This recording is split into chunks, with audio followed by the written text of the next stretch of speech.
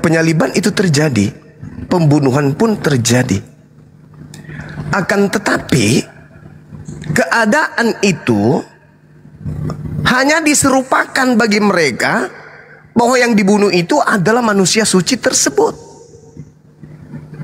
Pembunuhan ada.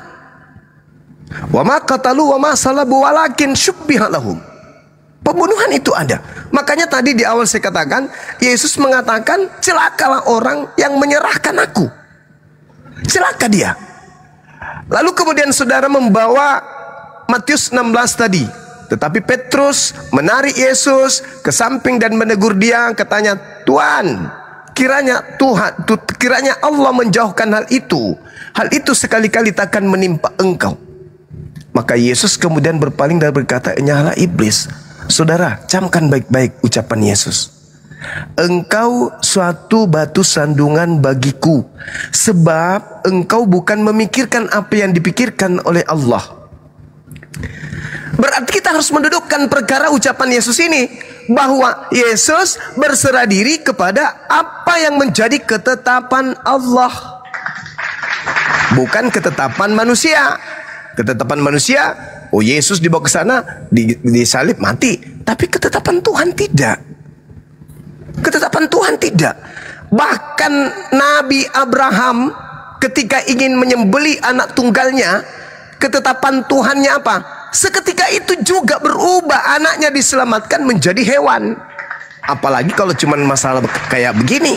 Tidak ada yang sulit bagi Allah. Ketika Yesus kemudian ingin ditangkap, kemudian Allah merubah keadaan, maka itulah yang terjadi. Makanya Yesus mengatakan, kamu hanya memikirkan apa yang dipikirkan manusia. Kalau kodrat manusia berpikir, orang ditebas lehernya mati. Tapi kalau Tuhan mengatakan tidak, maka tidak. Maka Yesus menyandarkan dirinya kepada Tuhan. Sebab engkau bukan memikirkan apa yang dipikirkan oleh Allah, kamu hanya memikirkan apa yang dipikirkan oleh manusia. Yesus tadi di awal, ketika saudara saya membenarkan Lukas 24:44, harus tergenapi semua perkataan yang tertulis tentang aku di kitab para nabi dan kitab Mazmur. Kitab para nabi, Amsal 21:18. Orang fasik menggantikan orang jahat. Pengkhianat sebagai ganti orang yang jujur. Saya bacakan dalil supaya kita paham bahwasanya apa yang diterangkan kemudian di dalam ucapan Yesus, bahwa harus tergenapi semua apa yang tertulis tentang dia di dalam kitab para nabi. Kita tengok di Amsal 11, coba. Saya ambil dari data nomor 6-nya. Orang yang jujur dilepaskan oleh kebenarannya, tetapi pengkhianat tertangkap oleh hawa nafsunya. Pengharapan orang pengkhianat gagal pada kematiannya, dan harapan orang yang jahat menjadi sia-sia. Nomor 8. Orang benar diselamatkan dari kesukaran, lalu orang pengkhianat atau fasik menggantikannya. Ini Adinda, nomor 8 ada kata fasik di sana. Coba buka Amsal 17 nomor 23. Mohon izin.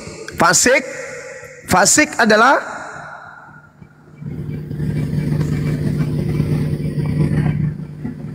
Fasik adalah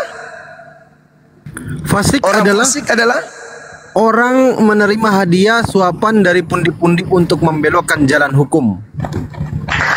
Orang fasik adalah orang yang menerima suap. Siapa yang menerima suap? Yudas atau Yesus?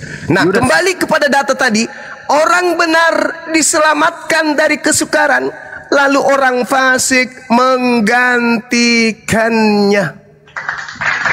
Yesus yang harus kita jadikan sandaran, kan? Yesus mengatakan harus tergenapi apa yang tertulis tentang aku di kitab para nabi. Bukan kitab Roma, Galatia, bukan.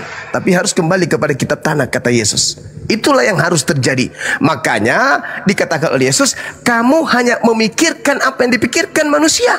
Kamu tidak memikirkan apa yang dipikirkan oleh Allah. Allah memikirkan, aku akan menyelamatkan orang benarku, dan orang fasik akan aku jadikan sebagai penggantinya. Maka Al-Quran mengatakan, wa ma qatalu wa ma salabu walakin syubbihalahum. Makanya di dalam Kisah Para Rasul 25 nomor 19, ketika Al-Quran mengatakan mereka berselisih paham, di situ dikatakan apa? Mereka berselisih paham tentang seseorang yang bernama Yesus. Ada yang mengatakan dia telah mati, sedangkan Paulus mengatakan dia masih hidup. Berselisih paham. Yang bikin rancu kemudian munculnya pemberitaan dari Markus 16 nomor 12. Saya rasa saudara Kristen ini orang terpelajar Bible, tolong nanti bantu saya untuk mencari jawabannya. Markus 16 nomor 12. Lalu Yesus menampakkan diri kepada dua orang dari mereka dalam rupa yang lain. Sesudah itu Yesus menampakkan diri dalam rupa yang lain. Pertanyaan saya, Markus tidak pernah bertemu dengan Yesus. Dari mana Markus tahu kalau yang nampak 40 hari ini adalah Yesus dalam rupa yang lain? Kalau misalnya kalau Anda lihat di dalam Markus 5 nomor 5, ada orang yang kerasukan setan. Dan juga di dalam Kisah Para Rasul 16 nomor 16 sampai nomor 18 ada juga orang kerasukan setan, di mana orang itu berbicara bukan atas dirinya, tapi berbicara atas setan yang ada di dalam dirinya. Bagaimana kalau misalnya Yesus yang nampak dalam rupa lain itu ternyata adalah setan yang masuk ke dalam diri Yudas yang bangkit pada hari ketiga? Karena Markus mengatakan ini Yesus. Kalau orang yang keluar dari kubur ini wujudnya rupa lain dan mulutnya mengatakan aku Yesus, bisa nggak iblis melakukan itu? Bisa. Makanya Yesus mengatakan, waspadalah kepada penyesat yang datang kepadamu dengan memakai namaku dan berkata akulah Kristus. Dia akan menyesatkan banyak orang. Nah, satu hal sebelum diambil alih oleh teman-teman, saya ingin menitip sebuah data di dalam Bible. Yohanes 14 nomor 30. Apa kata Yesus? Tidak banyak lagi aku berkata-kata dengan kamu. Ini sejenak sebelum terangkat ke langit. Berarti bukan lagi dia yang datang kepada Paulus. Bukan lagi yang datang kepada Ananias. Bukan lagi di Pulau Patmos. Karena dia mengatakan tidak banyak lagi waktu aku berkata-kata dengan kamu. Sebab penguasa dunia ini datang dan dia si iblis sedikit pun tidak berkuasa atas diriku. Berarti upaya si iblis berkhianat itu sia-sia. Upaya imam kepala mahkamah agama orang Farisi melakukan kesaksian-kesaksian palsu itu sia-sia. Karena Yesus sendiri mengatakan iblis sedikit pun tidak berkuasa atas diriku. Terakhir, titipan saya yang terakhir, Yohanes 12 nomor 31. Boleh nanti dibaca satu perikop, kalau keberatan satu ayat saya yang ambil. Lihat dalam Yohanes 12:31 apa kata Yesus? Sekarang berlangsung penghakiman atas dunia ini. Sekarang juga penguasa dunia ini yaitu iblis akan dilemparkan keluar. Pertanyaan saya, iblis ini dilemparkan keluar dari mana? Kalau keluar dari surga sudah terjadi pada zaman Adam. Satu-satunya tempat keluar, lihat di dalam 2 Petrus 1 atau 2 nomor 4, malaikat-malaikat yang adalah pemberontak dilemparkan masuk ke dalam kubur. Dan lihat di dalam Yesaya 14 nomor 15, sebelumnya nomor 12, baca 13, 14, 15. Ketika iblis ingin naik ke langit menyamai Tuhan, dia bermimpi untuk naik ke awan untuk menyamai Tuhan. Kemudian tapi apa kata Tuhan? Sebaliknya, ke dalam kubur aku lemparkan engkau.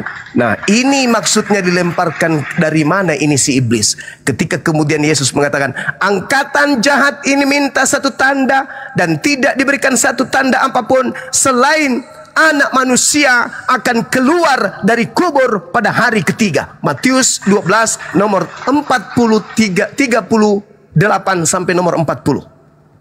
Ini. Jadi dilemparkan keluar pada hari ketiga itu siapa? Kata Yesus, iblis. Waspadalah kepada penyesat yang datang kepadamu dengan memakai namaku. Makanya saudara-saudara Kristen, kita harus mengakui Paulus sendiri begini. Mohon maaf nih, terakhir lagi.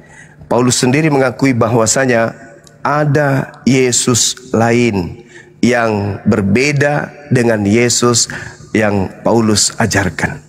Itu diterangkan di dalam 2 Korintus 11 nomor 4. Subhanallah. Yesus sendiri mengatakan ada Injil lain, ada kemudian Yesus lain yang datang selain daripada Yesus yang diberitakan oleh Paulus. Mana Yesus yang lain itu? Yesus sendiri juga mengatakan waspadalah kepada Yesus lain.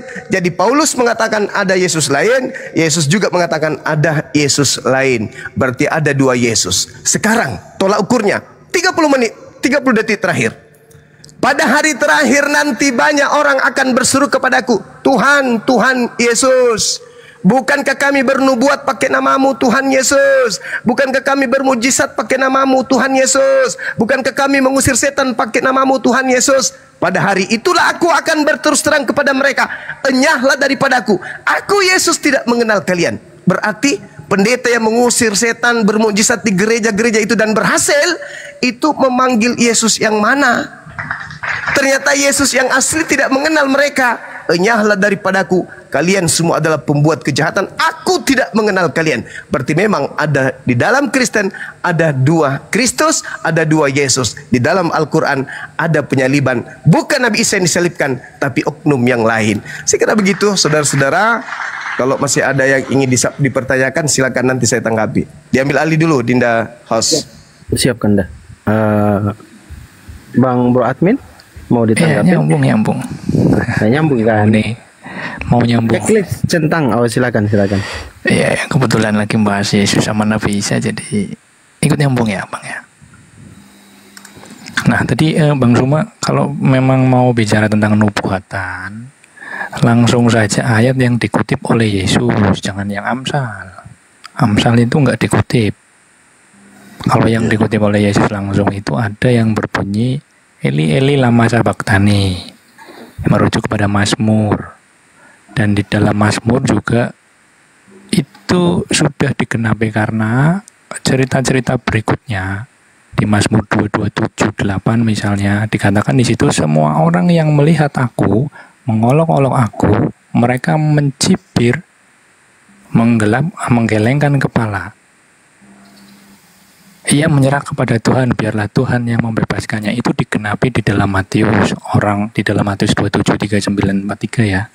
Orang-orang yang lewat mengejek Yesus pada waktu disalib. Dan imam-imam kepala berkata, ia menyerahkan diri kepada Allah, biarlah Allah yang menyelamatkan dia. Jadi kalau memang mau bicara nubuatan, langsung ke teks yang dikutip oleh Yesus. Dan itu sudah terbukti, bukan orang lain yang menggantikan Yesus, nggak ada cerita itu. Itu cerita di luar kekristenan atau di luar Alkitab. Kalau kita bicara prinsip, ya itu pemalsuan. Karena tidak sama dengan apa yang tertulis dalam Alkitab. Dalam prinsip orang Kristen berarti cerita itu cerita bohong. Begitu Bang Sumadan. Kalau memang mau bicara nubuatan, ya diteruskan aja di Mazmur itu. Ada juga di Mazmur berikutnya, misalnya 2:16. Mereka menusuk tangan dan kakiku. Itu juga digenapi dalam peristiwa salib. Karena waktu disalib, Yesus dipaku di tangannya dan di kakinya. Secara harafiah sekali itu menggenapi Mazmur 22 yang nomor 16. Mereka menusuk tangan dan kaki. Jadi tentang penggenapan orang Kristen, kita nggak ada keraguan-raguan, nggak ada kebingungan. Apalagi kebingungan tentang tokohnya yang disalib Yesus atau bukan, kita nggak dalam posisi itu. Kalau ada orang lain misalnya kebingungan yang disalib itu Yudas atau bukan, atau murid yang setia, atau orang lain, atau cerita yang diserupakan, itu bukan urusan orang Kristen. Itu cerita yang berbeda, atau mungkin ya namanya penyesatan berita lah begitu. Kemudian lagi tadi tentang kenampakan ya, yang sesudah itu yang di dalam Markus 16:12 bahwa ada orang yang atau murid tidak mengenali Yesus, betul. Itu dikatakan rupa yang lain. Jadi di dalam Lukas 24:16 dikatakan bahwa mata mereka seperti dihalangi sehingga mereka tidak mengenali Yesus. Jadi semacam ada penghalang. Kalau bagaimananya kita nggak ngerti, tapi kalau dalam pengajaran orang Kristen ya secara simbolis ini sedang menunjukkan misteri kebangkitan. Bukan sedang menunjukkan ada orang lain yang diserupakan, nggak ada cerita seperti itu. Nah, yang terakhir tadi tentang lumayan banyak ya. Di Yohanes 14:30, aku tidak akan berkata-kata banyak lagi dengan kamu, sebab penguasa dunia ini datang dan ia tidak berkuasa sedikit pun atas diriku. Kalau dalam ayat ini yang tadi Bang Suma sampaikan, memang betul penguasa dunia ini ya si setan atau si iblis. Dan di ayat berikutnya disambung dengan sekarang berlangsung penghakiman atas dunia ini. Sekarang juga penguasa dunia ini akan dilemparkan keluar. Jadi ini dikatakan Yesus pada waktu penyalibannya ya, penguasa dunia ini merujuk ke iblis, dilempar keluar ini maksudnya dikalahkan atau dicabut otoritasnya. Bukan dilempar keluar kayak tadi keluar masuk neraka atau gimana, enggak. Bukan seperti itu.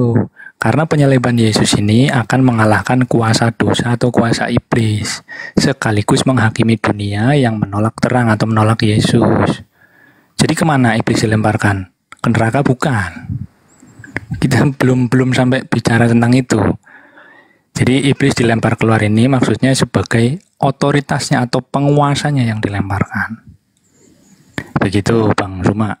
Itu tanggapan saya, terima kasih. Oke, baik. Yang pertama, secara data saudara mengambil Mazmur 22. Eli lama sabaktani. Di situ dijelaskan, Bung. Aku berseru-seru pada waktu siang. Oke. Terima, waktu siang berseru, oke. Namun engkau tidak menjawab, dan pada waktu malam tetapi tidak juga aku tenang. Yesus mana ada berseru pada waktu malam? Ini kesalahan cerita dari keadaan yang ada yang dikarang berikutnya untuk disama-samakan supaya sama ceritanya dengan Yesus, tapi salah setting. Harusnya penyaliban itu jangan diturunkan sebelum Sabat. Biarkan dulu Yesus sampai jam 8 malam atau jam 9 teriak-teriak juga di atas. Baru cocok dengan nubuatan. Karena diterangkan dalam kitabnya Yahudi, malam pun orang yang disalib itu masih teriak. Kemudian saudara, kalau Anda menjadikan itu sebagai hal pembenaran terhadap doktrin gereja, tadi saya katakan jangan masuk dulu karena itu adalah cerita yang terjadi di tengah-tengah orang-orang Yahudi. Kalau yang Anda ceritakan itu betul, berarti Imam Kayafas jauh lebih tahu daripada ente yang muncul 2000 tahun baru ini. Ingat perkataan Yesus, dan Bapa yang telah mengutus aku, dia menyertai aku. Dia tidak membiarkan aku sendiri, sebab aku senantiasa berbuat apa yang berkenan kepadanya. Jadi kalau dikatakan Yesus jadi malu, membiarkan aku, dia tidak membiarkan aku sendiri, ternyata ujung-ujungnya dia ditinggalkan. Kan pembohong berarti. Artinya dia tidak dikasihi berarti. Nah itu yang kedua. Yang ketiga, kalau ini adalah Yesus, kemudian Anda mengatakan dia datang kemudian sebagai orang yang benar, lalu dicurahkan darahnya, akan bertentangan dengan kitab yang lain. Amsal 6 nomor 16. 6 perkara yang dibenci oleh Tuhan, bahkan 7 kekejian di dalam hatinya, yaitu menumpahkan darah orang yang tidak bersalah. Berarti penyaliban ini adalah kekejian bagi Tuhan. Yang keempat, ketika Yesus ingin kemudian dibunuh dalam Yohanes 8, apa kata Yesus? Aku tahu bahwa kamu adalah keturunan Abraham, tetapi kamu berusaha untuk membunuhku karena kamu tidak memperoleh firman-Ku di dalam dirimu. Kalau Mazmur itu nubuat untuk pembunuhan terhadap Yesus, berarti mereka yang ingin membunuh Yesus itu ada Mazmur 22 di dalam dirinya. Ada Mazmur, ada firman Tuhan. Oh, saya ingin membunuhmu karena Tuhan sudah menubuatkan itu. Berarti ada firman. Tapi apa kata Yesus? Kamu ingin membunuhku karena firmanku tidak beroleh tempat di dalam kamu. Apa yang kulihat pada Bapa itu yang kukatakan, dan yang demikian juga kamu perbuat tentang apa yang kamu dengar dari Bapakmu. Nah, lalu mereka berkata, Bapa kami adalah Abraham. Kata Yesus, jikalau sekiranya kamu anak-anak Abraham, tentulah kamu mengerjakan pekerjaan dikerjakan oleh Abraham. Tetapi yang kamu kerjakan justru ingin membunuh aku. Aku seorang yang mengatakan kebenaran kepadamu, yaitu kebenaran yang kudengar dari Tuhan. Pekerjaan yang demikian tidak dikerjakan oleh Tuhan. Kamu mengerjakan pekerjaan bapakmu sendiri.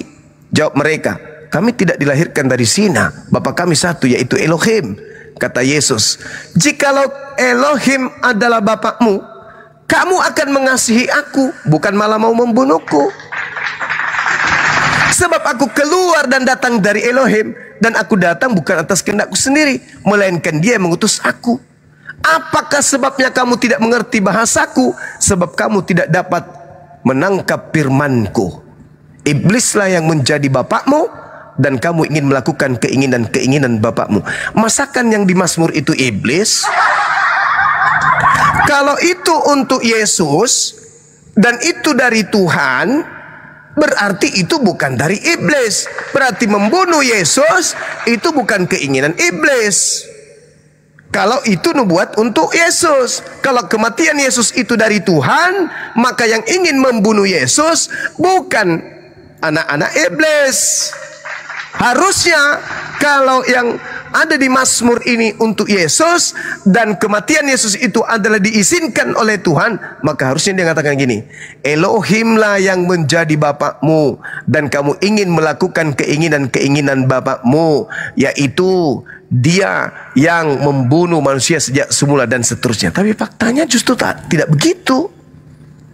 Artinya bahwa ini hanya persengkongkolan yang disepakati oleh konsili-konsili Romawi untuk kemudian menjadikan Yesus ini sebagai tumbal agar dosa-dosa mereka kemudian bisa dibebaskan. Tapi bukan itu, bukan karena dosa, agar mereka bebas sebebas-bebasnya melakukan apapun yang mereka inginkan mengatasnamakan Tuhan. Sekira begitu, Bung. Jadi kalau misalnya Anda mengambil Mazmur 22, berarti Yesus wajib hukumnya juga teriak pada malam hari. Demikian. Silakan.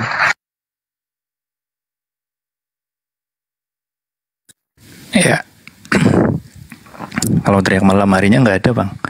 Yang ada itu mereka menusuk tangan dan kaki. Yang namanya nubuatan, kalau tadi dibilang pencocokan, ya memang kurang lebih seperti itu. Mencocok-cocokkan, dan ya memang cocok nyatanya. Jadi yang nggak cocok itu cerita tentang diserupakan atau Yesus yang lain. Begitu. Kemudian nyambung tentang Amsal, ya, kembali lagi tentang Amsal. Jadi memang betul di Amsal itu kan ada pengajaran bahwa Amsal ini kan termasuk kitab hikmat, ya. Menumpahkan darah orang benar itu adalah kekejian. Dan itu ada di Amsal 16, Amsal 6:16. Orang yang menumpahkan darah orang yang tidak bersalah akan binasa karena mereka jahat. Jadi memang betul-betul seperti itu. Jadi dari sudut pandang moral atau dari sudut pandang Amsal, pembeenan terhadap Yesus ini adalah kejahatan besar. Bahkan waktu itu Pilatus kan juga sama mengakui, aku tidak mendapati kesalahan apapun pada orang ini. Jadi betul. Tapi ada juga dari sudut pandang yang lain, Bang Suma. Alkitab mengatakan dalam rencana Allah atau rencana Tuhan, dari sudut pandang Tuhan, ya, Yesus itu tidak dibunuh karena lemah. Karena dikatakan tidak seorang pun mengambil nyawaku daripadaku, melainkan aku memberikannya menurut kehendakku sendiri. Ini klaimnya Yesus. Dan Allah sendiri memang mengizinkan kejahatan itu terjadi, dan Yesus menerima penolakan, penghinaan, pemfitnahan, penangkapan, bahkan sampai penyaliban dan wafat. Yesus menerima itu, perbuatan apa yang dilakukan oleh orang-orang yang menolak. Nah, sebagai para murid juga menerima kejahatan yang diberikan oleh orang-orang itu kepada Yesus, karena nggak bisa melawan, nggak punya power juga. Sama seperti orang-orang Kristen zaman sekarang. Ya, kita menerima kejahatan, penolakan, bahkan penyaliban yang orang-orang jahat itu lakukan kepada Yesus. Perlakuan itu diterima oleh orang-orang Kristen sampai sekarang. Izin bro, Begitu ya, kan? Kang Dito noise sekali tuh Kang Dito. Lihat aja dulu Kang Dito. Noise.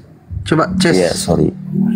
Izin bro admin tadi menyimak data yang dibawakan Bang Suma Yohanes 8 dari nomor 37 sampai 44. Menyimak enggak tadi? Susah susah kalau saya lihat bro admin mengalami sedikit gagal fokus yang di poin tadi ya, endingnya atau point of view-nya itu yang menginginkan membunuh Yesus itu keturunan Abraham, bukan dari Bapa, bukan dari Elohim. Yohanes 8 nomor 37 sampai 44. Gitu bro admin. Kalau kemana Berarti Kang Dito, kan tadi sudah saya bilang nih, berarti ada mereka ini Bang ada admin, oknum berarti yang jahat yang berarti ingin mereka gimana berarti mereka ini Kang Dito pengen kali jadi anak-anak iblis, karena iblis kan pengen kali membunuh Yesus kan?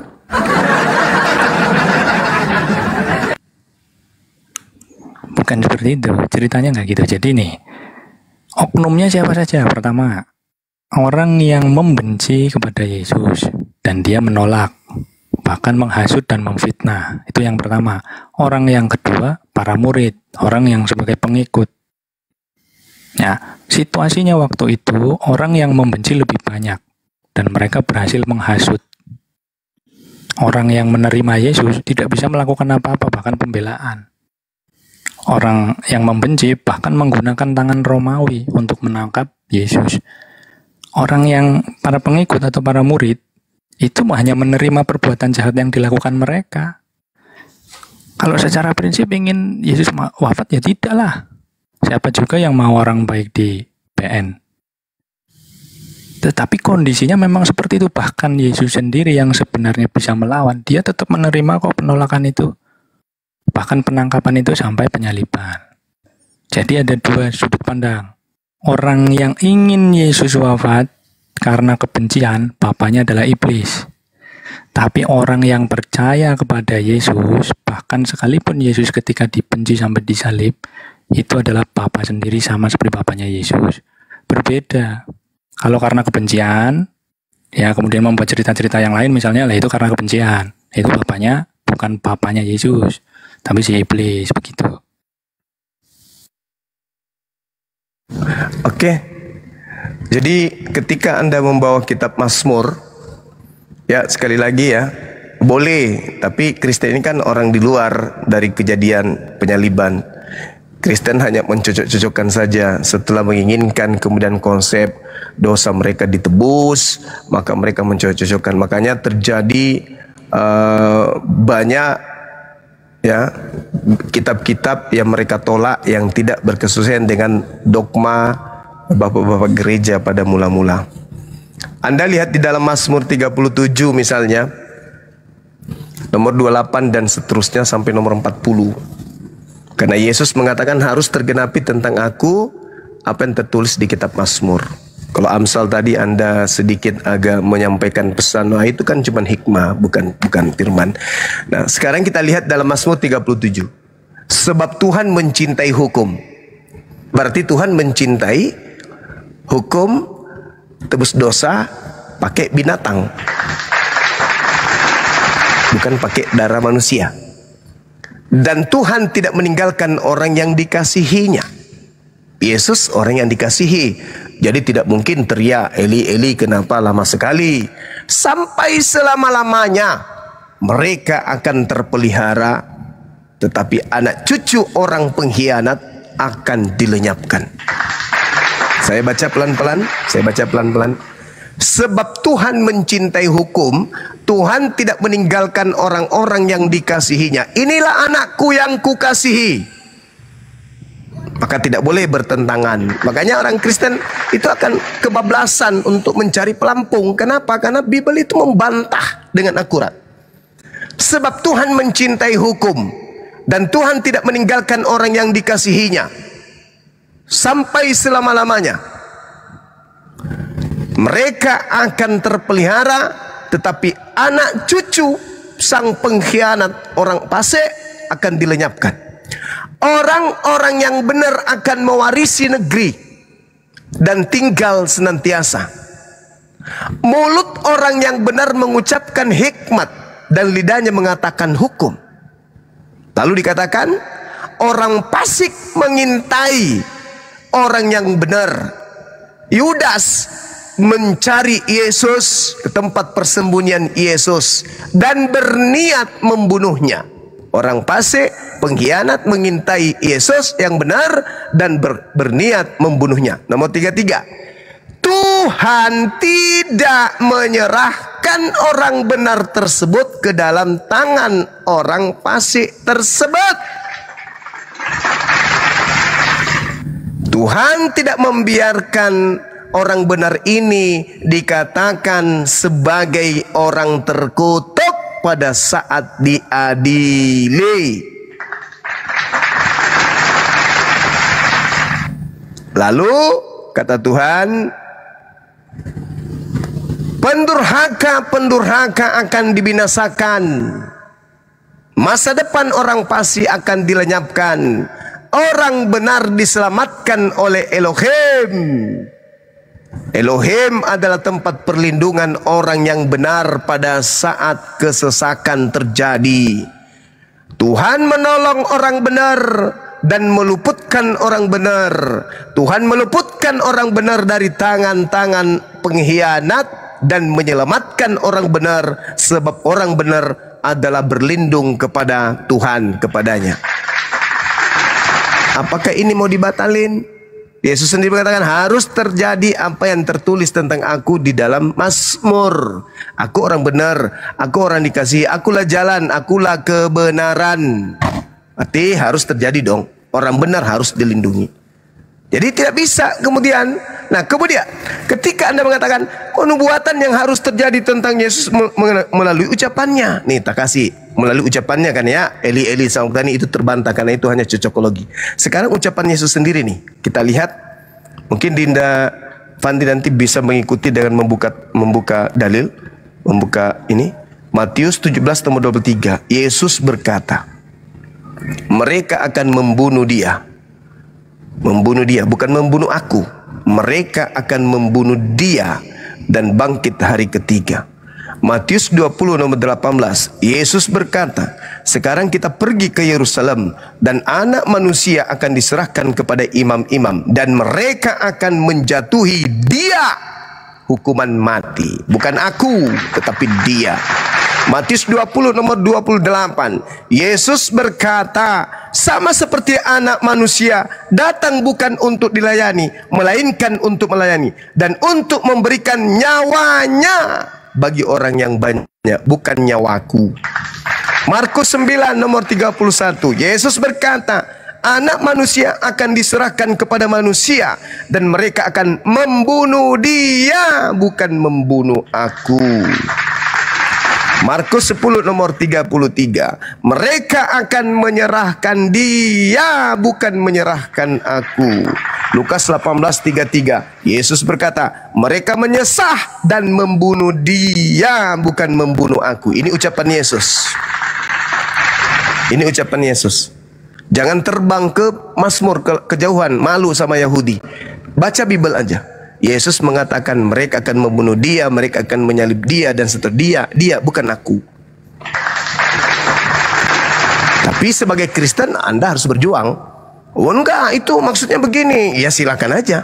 Tapi kami umat Islam dan orang-orang Yahudi akan menertawakan karena hanya iblis dan Kristen yang menginginkan membunuh manusia demi untuk kemaksiatan yang mereka lakukan. Demikian.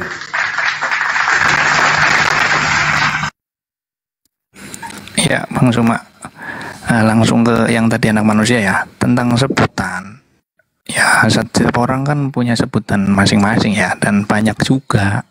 Nggak harus kemudian satu orang nggak boleh punya beberapa sebutan lain.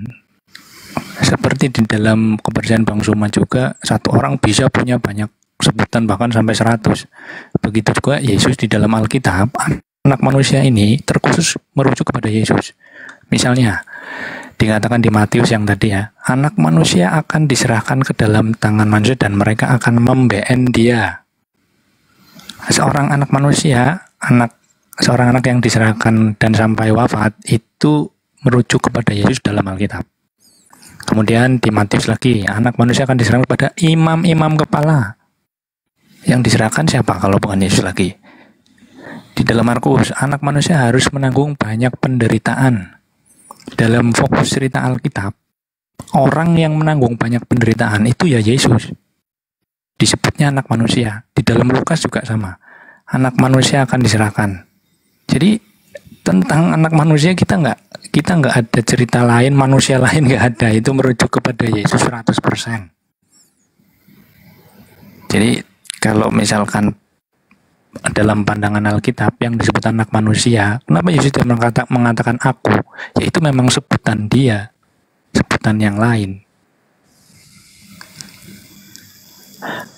Bukan kepada manusia lain selain Yesus. Bang Saya Dinda sabar. Bro admin saya mau tanya, Yudas itu anak manusia atau anak monyet? Yudas anak manusia. Oke, baik, dah selesai. Silakan. Lanjut. Ya, tetapi rujukannya yang diserahkan itu bukan Yudas. Yang diserahkan itu Yesus. Anak manusia akan diserahkan. Nah, yang diserahkan bukan Yudas kok. Yudas yang menyerahkan. Jadi bukan Yudas. Salah kalau bilang Yudas. Ini saya sedikit koreksi ya, Bang Bro Admin ya. Bang Bro Admin kelihatannya agak sedikit nggak connect nih sama pembicaraan yang disampaikan. Poinnya adalah Yesus mengatakan dia bukan anak manusianya. Bang Bro Admin, what's wrong with you? Fokus please. Kita sama-sama menyimak. Fokus poinnya adalah Yesus mengatakan dia, bukan aku, tapi him, not me. Ini dua kali nih Bang Bro Admin mengalami logical red hearing ya menurut kita. Jadi alangkah baiknya kita kasih kesempatan sama yang lain ya Bro Admin ya. Mohon maaf ya. Kayaknya Bro Admin perlu nih belajar fokus apa yang disampaikan oleh narasumber gitu ya. Izin ya, mohon maaf Bang Bro Admin. Ya, silakan Bang Ben. Silakan. Iya. Iya, tapi jangan turun Bro Admin ya. Ini ada Bang Daniel juga, ada Bang Ben, silakan. Yang Kristen. Kalau ada yang mau ditanggapi. Bang Daniel mungkin ada yang mau disampaikan ke Bro Admin. Karena kalau mengimani Yesus mati itu iblis lah yang menjadi bapakmu, Bang. Silakan Bang Daniel atau Bang Ben, silakan. Bang Ben dulu boleh. Oke, Bang Ben, silakan dibuka mikrofonnya Bang Ben. Atau Bang Daniel di mute aja dulu Bang Daniel, Bang Ben aja dulu coba. Silakan Bang Ben. Pertanyaannya apa, Os? Hah? Apa pertanyaannya? La ilaha illallah. Coba teman-teman Kristen ini belajar fokus dulu dong. Kalau diskusi itu belajar fokus. Apa materi yang disampaikan dari kedua belah pihak itu fokus didengarkan, disimak. Kalau ada pulpen dengan kertas, dimakan. Ada pulpen Kayak kertas. saya heran nengok tadi. Itu diskusi apa ceramah, panjang-panjang amat ceritanya. Ya makanya dicatat Bang. Kalau ada kertas dengan pulpen dicatat. Gitu Bang. Kita kan diskusi bro, bukan ceramah. Singkat saja gitu loh, jangan sampai tuh. Yang lain ngantuk loh, penonton pun ngantuk, yang naik pun ngantuk, gitu loh. Apa ini naik malah framing curhat. Jadi nggak nyimak dari tadi, ngapain di atas? Panjang aja nggak paham, apalagi pendek. Enggak. Iya, saudara. Waalaikumsalam warahmatullahi wabarakatuh. Waalaikumsalam warahmatullahi wabarakatuh. Saudara-saudaraku sekalian, lanjut. Dinda Juma sehat? Sehat, alhamdulillah. Alhamdulillah. Apa tadi diskusinya Dinda? Lah Allah lupa tadi. Lupa juga saya lupa. Itu loh. Ini, saya ulang. Sesuai temanya, sesuai tema Islam memuliakan Yesus. Itu gimana itu? Ya, pokoknya Bang Zuma berubah saya selalu saja ya Bang ya. Coba jelaskan Bang Juma. Iya. Islam memuliakan Yesus. Gimana? Iya, pasti dong. Ketika orang Kristen menggaungkan Yesus mati terkutuk, kami menolak, kami nggak mau, kami nggak setuju. Ada hal apa dia harus mati terkutuk? Kenapa? Salib itu apa, Bung? Salib itu hukuman bagi orang yang terkutuk. Oke, stop dulu sampai situ berarti jelaskan. Nanti panjang-panjang nggak ngerti. Iya, tapi jangan emosi, santai aja. Enggak emosi. Dikatakan terkutuk. Karena Yesusnya. Tapi setiap manusia yang disalibkan itu terkutuk. nah, Yesus disalib nggak? Iya, Yesus paham. disalib nggak? Ya, Yesus disalib nggak? Dulu paham gitu. Iya, paham. Yesus disalib nggak? Oke. Yesus disalib nggak? Yesus disalib untuk menggenapi firman-Nya, bukan kan? Larinya ke situ. Larinya ke sana. Mana ada firman Tuhan? Dengar. Benar, Saudara, menggenapi, betul, menggenapi firman. Siapa? Orang terkutuk harus disalib. Itu yang digenapi. Yesus Terkutuk dulu. salah Bang Juma. Alhamdulillahirabbil alamin. Berarti bukan dia yang disalib. Cahayu. Bukan dia. Loh, Dengar Bang. yang disalib itu orang yang dikutuk. Dengar bentar. Apakah ibunya tidak mengenali anaknya? Maria. Apa hubungannya? Yang disalib itu Kamu bilang tidak, yang disalibkan itu bukan Yesus. Masa ibunya nggak kenal siapa yang disalibkan? tradisi yang terjadi pada zaman itu, penyaliban itu hanya diperlakukan kepada manusia yang dikutuk. Adapun mukanya, wajahnya dan seterusnya, buktinya Maria tidak mengenalnya. Wajahnya bukan ditutupi, gitu. Cek. Kok ke-mute? Bang Zuma?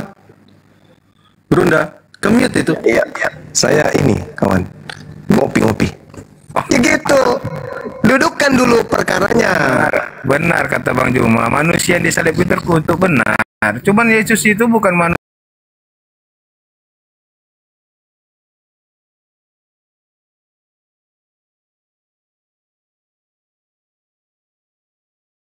Menjadikan ya itu di mana? Di Dia mana saya bisa sebelum dapat? lahir Di dia mana? sudah dibilang, Di mana saya bisa mendapatkan disalibkan. Tuhan menghapuskan dosa manusia dengan menggunakan tumbal manusia, itu di mana ilmunya? Datang ke dunia juga sudah ada situ perintahnya. Jadi Perintah apa lagi sedek? Ngarang-ngarang aja ini. Dia kan berarti disalibkan. Yang kata Bang Juma tadi betul, manusia disalibkan memang terkutuk, betul. Cuman ya Iya, berarti bukan berdosa. Berarti Anda menyembah makhluk terkutuk. Dah selesai. Astaga. Loh, yang mana yang terkutuk? Iblis atau Yesus? Kan udah saya jelaskan, manusia yang disalib itu terkutuk. Cuma Iya, berarti Yesus terkutuk. cuman dia bukan bersalah, bukan ada buat dosa gitu. Kalau begitu salah tangkap, salah salib. Kok salah salib? Lah, yang harus disalib itu orang terkutuk, Cak Kangkung. Kenapa pula Yesus yang tidak bersalah itu disalib? Dia bilang. Hah? Apa? Untuk menggenapi firman-Nya, sebelum datang ke dunia dia sudah menggenapi firman-Nya, dia akan mati di kayu salib. Berarti dia bunuh diri, datang bunuh diri berarti. Bukan untuk menebus dosa manusia. Di mana konsepnya? Ilmu dari mana itu Anda dapatkan? Dosa dihapus dengan darah manusia, itu ilmu dari mana, Cak Kangkung? Bunda Juma. Makanya Iya. kalau kamu pahami Alkitab itu, pahami betul-betul, jangan baca. Loh, saya pula yang disuruh paham. Iya. Orang yang sudah paham. Sekarang udah pertanyaan saya nih, saya ulang lagi. Oke. Salib itu berlaku untuk manusia yang dikutuk Tuhan, betul? Bukan dikutuk Tuhan, manusia yang terkutuk, bukan dikutuk Tuhan. Iya, karena dikutuk Tuhan. Baca. Bukan. Ulangan Pada 21 zaman nomor itu, manusia yang 23. berdosa itu dikatakan Orang yang dikutuk adalah orang yang melakukan dosa yang sepadan dengan hukuman mati, maka dia dikutuk oleh Tuhan. Baca Ulangan 21, 22, 23. Jangan bantah dalil. Tak bagus. Itu gila namanya. Kitab suci sendiri dibantah. Ulangan berapa tadi? Bentar. Nah, 21 sampai 21, nomor 22 sampai 23. Nah, gitu dong. Suka saya kalau lawan diskusi aku mau belajar. Ya, belajar ya, Candu. Sahabat Dinda, saya cari dulu. Ulangan 21 ayat 22, 23. 22. Apabila seseorang berbuat dosa yang sepadan dengan hukuman mati lalu ia dihukum mati, kemudian kau gantung dia pada sebuah tiang, maka janganlah mayat dibiarkan semalaman pada tiang itu, tetapi harus Sebab mengeluarkan. Tunggu dulu. Sebab seorang terkutuk oleh Allah, janganlah kepadanya. Ini kan di perjanjian lama. Gimana? Ya itu yang dikutip oleh Paulus. Baca Galatia 3 nomor 13. Kitab Paulus itu perjanjian baru. Gimana? Itu betul. Paulus, Iya, baca Galatia 3. Baca Galatia 3 nomor 13. Yang ini dulu kita bahas ulangan tadi. Ini Iya, tapi kan kita merujuk ke sana atas petunjuk Bapak Paulus. Galatia 3 nomor 13. Kristus telah menebus. Bercerita di perjanjian baru, Dinda. Iya, tapi dia mengutip perjanjian lama. Oke, ayat berapa? Galatia 3 nomor 13. Bentar. Iya. Galatia 3 nomor 13. Nah. Galatia 3 nomor 13.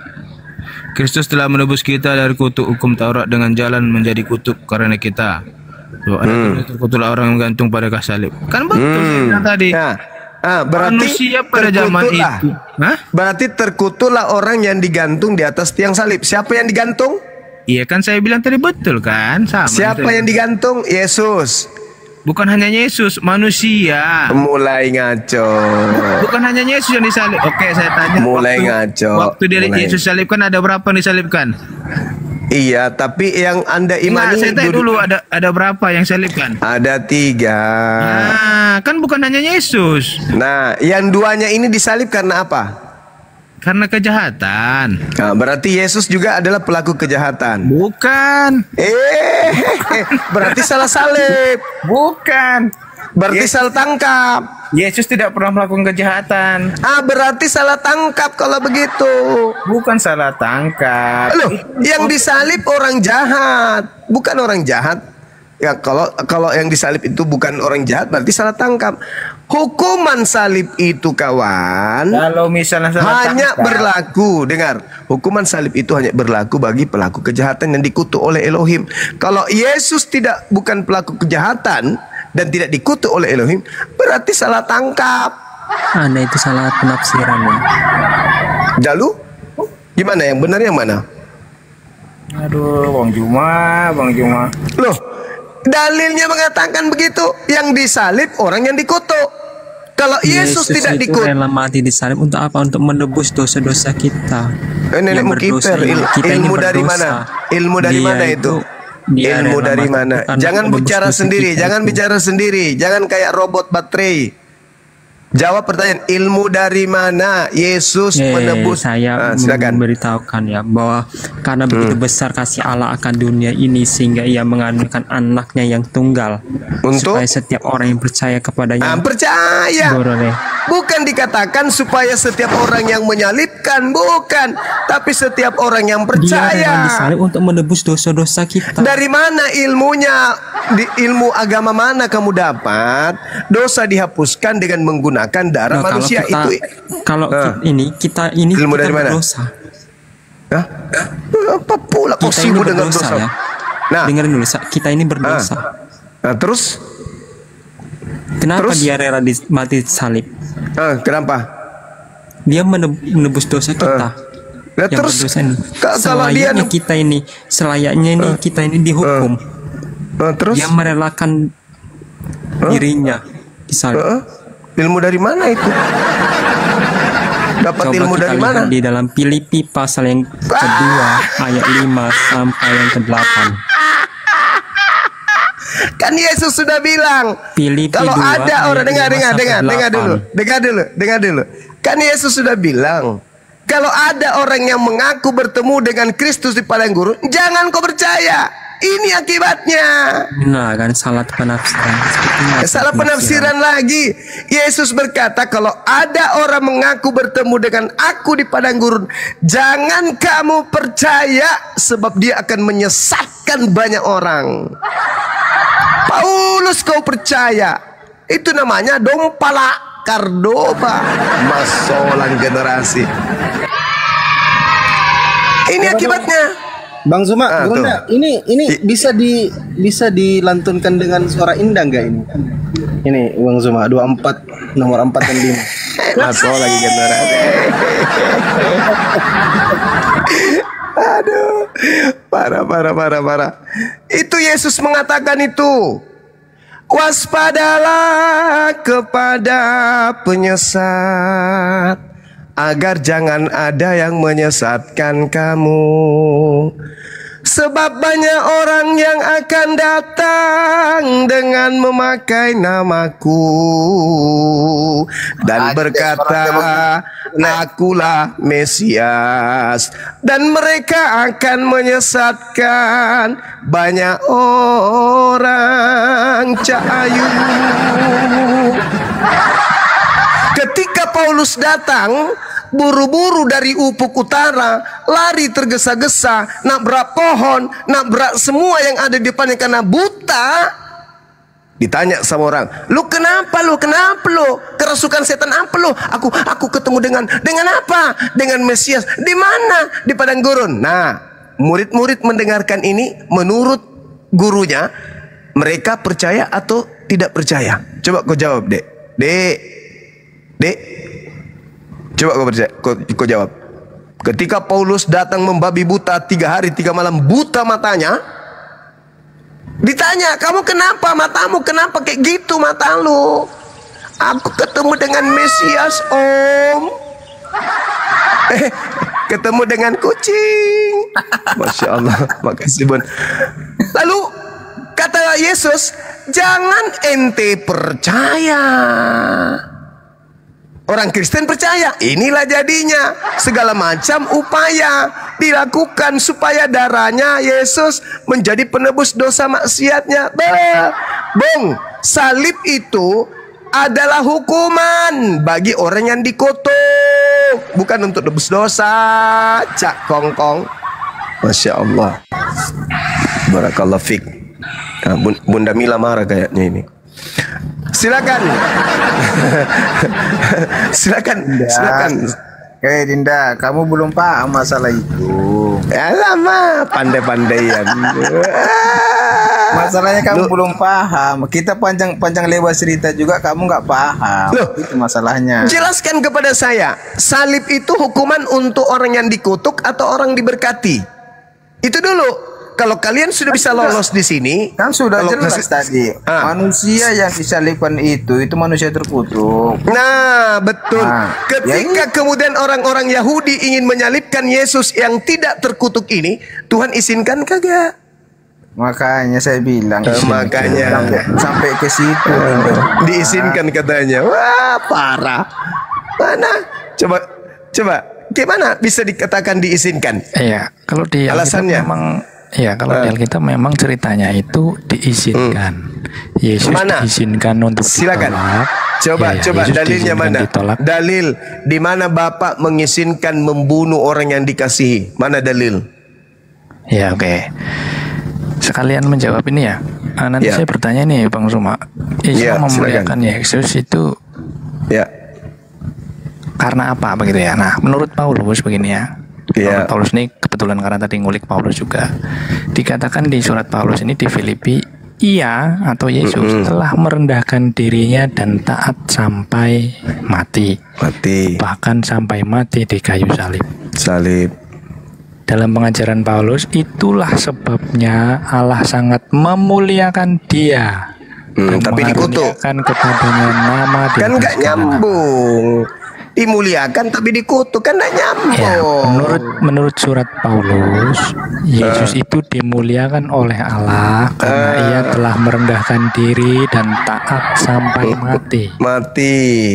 Bahkan sampai mati di kayu salib. Dia tetap taat sekalipun ditolak. Padahal ia merendahkan diri, yang mengambil rupa manusia itu adalah Elohim itu sendiri. Kontradiksi lagi. Nah, pertanyaannya Bang Joma, Anda bilang kontradiksi? Ini kan kontradiksi dong. Karena yang menjadi Yesus itu adalah Elohim itu sendiri. Filipi 2 nomor 6 nomor 7 pemikiran kamu itulah yang salah. Itu terus kau tuding terus saya, tuding aja terus. Saya berdasarkan dalil, kau berdasarkan anusmu. Salah penafsiramu. Tafsir lagi. Filipi 2 nomor 6. Elohim mengosongkan dirinya. Kacamata kuda. Mama. Filipi 2 nomor 6 Tuhanmu mengosongkan dirinya, tidak mempertahankan kemudian. Bilang kontradiksi, nggak ada kontradiksi di situ. Loh, itu di dalam Filipi 2. Kulempar juga asbak nanti kau ya. Filipi 2 nomor 6 nomor 7. Nggak ada kontradiksi situ, benar-benar itu. Mampus, udah kau ke neraka saja sana. Tuhanmu sendiri yang datang mengambil rupa manusia, taat sampai mati di atas pohon. Sekarang kenapa ada lagi Tuhan yang memberkati dia? Gimana ceritanya? Banyak kali Tuhan kau. Bang Suma. Tadi kan versinya Filipi ya, versi Paulus. Sekarang sesuai dengan pertanyaan. Karena apa Islam memuliakan Yesus itu karena apa? Oke, saya jawab. A'udzubillahi minasyaitonirrajim. Inni Abdullah atani alkitab wa ja'alani nabiyan wa ja'alani mubarakan ainama kuntu. Dan Allah Tuhanku menjadikan aku sebagai orang yang diberkati di mana saja aku berada. Berarti kalau saudara Kristen bercerita tentang oknum yang datang kepada Bani Israel yang lahir tanpa ayah, iman kami mengatakan beliau diberkati bukan dikutuk, tapi dia diberkati dimanapun beliau berada. Ini yang kami berikan kepada beliau. Kata Yesus dalam Yohanes 16 nomor 13-14, apabila roh kebenaran itu datang, maka dia akan memuliakan aku. Mulutku nih, saya bukan Kristen. Saya tidak pernah mengaku pengikut Yesus. Saya bukan penyembah Yesus. Saya tidak memegang sebagai kitab Yohanes sebagai kitab dalam imanku. Tetapi mulutku itu alergi dan sangat-sangat tidak senang mengatakan Yesus itu mati secara terkutuk. Takut mulut saya, apalagi hati saya, apalagi sampai mengimani. Maka saya mengatakan yang dikutuk itu iblis. Makanya Yesus mengatakan dalam Yohanes 6 nomor 17, bukankah aku yang memilih engkau yang 12 orang dan satu di antaramu adalah iblis. Maka yang dikutuk hanya iblis. Yesusku mustahil dikutuk. Beliau manusia suci, terkemuka dari perawan yang suci, membawa risalah keselamatan kepada Bani Israel. Beliau adalah jalan keselamatan dan hidup. Tidak ada manusia Israel yang sampai kepada Tuhannya setelah zamannya akan sampai kepada pencipta kalau tidak melalui ajarannya. Inni Abdullah atani alkitab wa ja'alani nabiyan wa ja'alani mubarakan ainama kuntu wa awsani bis salah waz zakah ma dumtu hayya wa barram biwalidati walam yaj'alni jabbaran syaqiyya. Dan aku berbakti kepada ibuku dan dia tidak menjadikan aku sebagai orang yang sombong lagi celaka. Aku tidak kena celaka. Jadi aku tidak disalib, ditombak, diludahi, bukan aku. Yang ditampar dan disalib itu adalah orang lain yang diserupakan dengan aku. Jadi kami umat Islam itu kalau mendengarkan saudara Kristen itu miris loh. Nyanyi kalian memuja-muja Yesus tapi sebelumnya Anda hina, Anda iakan, dia dinistakan. Padahal ada dua jalan yang dikasih. Ada dua jalan. Antara diselamatkan oleh Tuhan, atau mereka atau dia dibunuh. Ada jalan. Anda mengakui dia maha kuasa, Anda mengakui Tuhan itu maha perkasa, Anda mengakui segala-galanya. Tapi Anda mengaminkan, mengiyakan orang-orang fasik, para pengkhianat, orang-orang kufur, para pendengki, para pembenci, para pengkhianat Yesus, untuk melampiaskan angkara murka mereka kepada orang suci tersebut dengan iming-iming apa? Dosa kalian dihapuskan. Hei, manusia koclok, tidakkah ada lidahmu? Tidak adakah kepalamu, tidak adakah mulutmu yang bisa bertobat kepada Allah sendiri tanpa melalui pembunuhan anak orang? Tidak bisakah kamu sujud di hadapan Tuhanmu, ya Rabb? Aku bertobat atas segala dosa-dosa yang pernah aku lakukan. Kenapa harus kamu bunuh orang demi dosa-dosamu itu? Kenapa jadi pengecut? Tuhan itu maha pengasih, Tuhan itu maha penyayang. Kau datang kepadanya, kau bertobat di hadapannya, kau ungkapkan dosa-dosamu kepadanya. Tidak perlu kau bunuh orang lain untuk dosa-dosamu. Menghadap kepada Tuhan, karena Tuhan maha mendengar, Tuhan maha melihat, Tuhan maha membaca hati, Tuhan maha mengetahui hal-hal yang gaib. Kau datang pada dia, kau sujud pada dia. Tuhanku, dari kecil aku melakukan dosa, aku melakukan maksiat, mohon ampuni segala dosa-dosaku. Kira-kira Tuhan pencipta langit dan bumi ampuni enggak? Diampuni enggak? Diampuni. Terus kenapa harus ada tumbal kayak ajaran setan? Kenapa harus mencontoh ajaran Dewa Molok? Seakan-akan Tuhan itu kasar, seakan-akan Tuhan itu peminum darah. Aku tidak akan mengampuni dosa-dosamu. Kalau kau tidak beriman bahwa aku pernah datang jadi manusia, dibunuh oleh manusia kafir untuk dosa-dosa kalian, apa yang Tuhan mau? Jati diri, harga diri, biar dibilang, oh hebat Tuhanku, tepuk tangan untuk Tuhan. Oh Tuhan, kamu memang hebat. Oh gila Tuhanku, tepuk tangan, kau mati untuk kami. Itu rupanya yang diinginkan oleh Tuhan. Tidak, yang diinginkan oleh Tuhan hatimu. Kau datang sama dia, kau bertobat sama dia, karena Yesus mengajarkan apa yang harus aku lakukan. Wahai Tuhan, ya Tuhanku Yesus, bertobatlah, bertobatlah, bertobatlah, bertobatlah, bertobatlah. Itu ucapan Yesus. Tidak pernah dia mengatakan, imani darahku, imani dagingku, makan dagingku, darahku, benar-benar seperti apa yang dilakukan oleh Kristen. Tidak sama sekali. Justru kalau Anda belajar dengan baik, Yesus dia mengatakan apa? Bertobatlah sebab kiamat sudah dekat. Tidak ada itu imamat 1 nomor 2. Apabila orang-orang Israel sampaikan kepada mereka, apabila mereka hendak mempersembahkan kurban untuk penebus dosa bagi mereka, ajarkan agar mereka mempersembahkan kambing, domba, sapi, lembu. Yesus juga mengatakan, Matius 8 nomor 4, pergi, perlihatkan dirimu kepada imam, katakan kepada mereka, persembahkanlah persembahan yang diperintahkan Nabi Musa kepadamu. Bahkan di dalam Kisah Para Rasul 21 nomor 15 sampai nomor 26, Paulus pun setelah mengajarkan Kristen kembali ke tanah Yerusalem, dia kembali melakukan persembahan kurban setelah mengajarkan ajaran Kristen. Jadi saudara, kami umat Islam ketika dikatakan wa ja'alani mubarakan aina ma kuntu, aku diberkati dimanapun aku berada. Lalu kalau diberkati, kenapa harus disetarakan dengan maling, disetarakan dengan manusia yang dikutuk?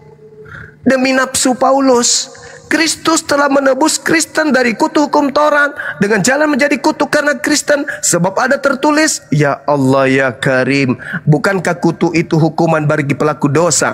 Bukankah kutu itu hanya untuk pelaku maksiat yang dikutuk oleh Elohim? Apakah Yesus dikutuk? Tidak. Lalu buat apa dia mati? Untuk dosa-dosa kita. Yeay. Kalau Yesus korban penebus dosa, lalu Anda tuhankan, lebih baik Anda tuhankan sapi. Kenapa? Keluaran 29 nomor 14. Ambillah sapi itu trinitas, 1 ekor, kulitnya, dagingnya, taiknya, bakarlah. Itulah korban penebus dosa. Kalau Anda menghargai tumbal penebus dosa, sapi yang Anda sembah. Jangan manusia, kasihan. Anaknya orang, anak sematawayang ditumbalkan untuk dosa-dosa kalian. Jangan. Mending sapi, karena ada kaidahnya. Keluaran 29 nomor 14. Ambillah sapi itu, taiknya, kulitnya, dagingnya, bakar. Itulah korban penebus dosa. Itu baru perintah. Kalau kalian pingin kali kemudian korban kalian tuhankan, sapi kalian sembah sapi. Lebih bagus sapi daripada kalian menyembah makhluk roh yang dijual oleh Paulus kepada Roma. Lebih baik sapi. Kenapa kalian menyembah sapi? Karena sapi adalah alat untuk menebus dosa. Kenapa tidak menyembah Yesus? Karena Yesus bukan alat nebus dosa, dia manusia. Sedangkan yang diperintahkan untuk nebus dosa itu hanya hewan. Sapi, lu ambil sapi. Ini mau kurban, ambil sapi salah satunya, ambil tehnya, ambil satu karung, satu kontainer, bakar untuk dosa-dosa kalian. Jangan anak orang. Saya kira begitu saudara admin. Jadi ketika dikatakan Islam memuliakan Yesus, jangan ragukan itu. Kami umat Islam tidak sempurna keimanan kami kalau kami tidak beriman kepada Yesus. Ingat, Yesus itu adalah nama dari Yeshua HaMashiach. Dalam bahasa Arab, Isa Al-Masih. Yesus hanya dikatakan Yesus karena ingin dijual kepada orang Roma yang menggunakan bahasa Yunani. Tapi itu bercerita tentang oknum yang sama dengan apologetika yang berbeda, cara kita yang membedakan, iman kita yang membedakan. Saya kira begitu saudara. Kecintaan kami kepada Yesus jangan Anda ragukan. Setiap kami mengucapkan nama beliau dalam Islam, kami menyebutnya Hosana, Hosana, Hosana alaihi salam dalam bahasa Arab. Alaihi salam, keselamatan atasnya, pujian atasnya. Itu umat Islam. Kata Yesus ketika ia datang, itu roh kebenaran, maka dia akan muliakan aku, dan kemuliaan itu hanya ada di Islam. Saya kira demikian. Saya cari teh sapi dulu untuk tetangga saya. Silakan. Ya Kang Dito, itu disapa dulu. Allahu Akbar. Disapa dulu itu Bang siapa nih? Sama Al, Bang Vano sama Al. Teman-teman bantu di follow juga. Dipromosikan juga akunnya Bunda Mila ya Kang Dito ya. Silakan Kang Dito. Ya, baik. Selamat malam. Juma. Ya, malam bro, Al-Kudus. Iya. Al-Kudus. Iya, saya bertanya sama Bang Juma. Ntar dulu disapa dulu yang satunya Bang. Ntar dulu sabar Bang, sabar. Nafsu amat. Bentar. Bang Vano, selamat malam. Selamat malam. Assalamualaikum warahmatullahi wabarakatuh. Waalaikumsalam warahmatullahi wabarakatuh.